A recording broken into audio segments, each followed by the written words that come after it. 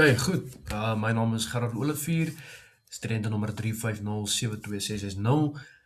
en op hierdie video-opname gaan ek my vaardighede op die toepassing GeoGebra demonstreer deur 'n kwadratiese vergelyking te teken en deur 'n paar verstellings te maak op die vergelyking self.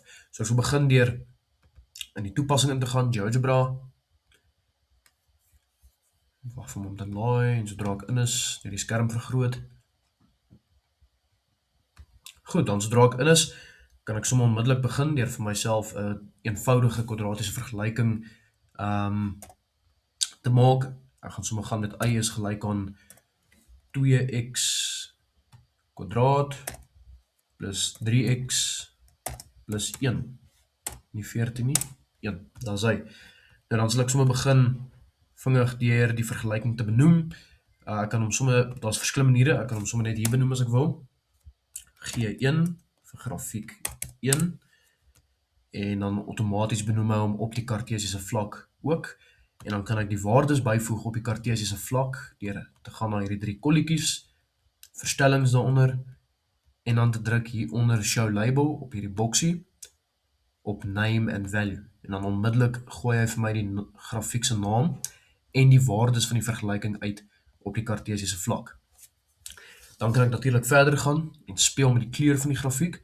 Dit kan ek doen om doeteenvoudig deur op die lyn te druk en dan te gaan na die verf emmertjie in die linkerhoek en dan my kleur te kies, in hierdie geval sommer rooi, waar hy nou lekker duidelik vertoon in kontras met die wit agtergrond. En dan nou verder as dit, kan ek die indelings verander op die x en die y-as, soos gesien kan word, is die huidige indelings intervalle van 1 op die x en die y-as. Dit kan ek nou verander deur op die verstelling knoppie te druk hier in die regterhoek, dan op open settings, definitief nie daai knoppie daarson nie. Kom ons probeer weer, open settings, en dan hierbo gee dit my 4 afdelings, 4 opsies, onder andere x-as en y-as. Nou deur te druk op die 2, kan ek die intervalle onafhanklik van mekaar verander. Deur te druk op hierdie boksie wat sê afstand, en dan net daar te druk, my gekose interval in te sleutel, en onmiddellik verander die intervalle op die x-as, so ook vir die y-as, afstand, interval in te sleutel, en onmiddellik verander die intervalle op die y-as ook. Dan nou natuurlik kan ek verder gaan en die minimum en maksimum waarde van die x-as verander. Dit kan ek doen deur weer eens terug te gaan na verstellings, open settings, na basis toe, en hier gee hy vir my die opsies x minimum, x maximum.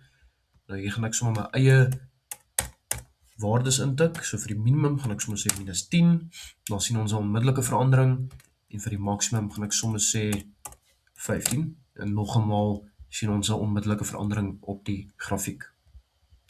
Nou dan kan ek ook die verhouding verander tussen die x-as en die y-as. Tans is dit 1,09 tot 1. Nou ek kan sê 1,09 tot 2 en onmiddellik sien ons weer eens die verandering op die grafiek, die verhouding wat nou verander het. En dan natuurlik kan ek so speel met die grafiek en die lyn kan ek verander. Ek kan hom bietjie dikker maak as ek wil. Die lyne van die kartesiese vlak, die x en die y-as. Ek kan natuurlik die styl verander as ek wil, deur daar te druk van die getalletjies. Dan kan ek ook natuurlik uitgaan en die kartesiese vlak self verander, deur hierdie fyner roosterlyne te verwyder. As ek daarop druk, dan gee dit vir my 'n skoner vertoning van die grafiek. En so kan ek nou maar aangaan en speel met die grafiek. Maar dit is maar die hoof belangrikste verstellings om te ken. Baie dankie.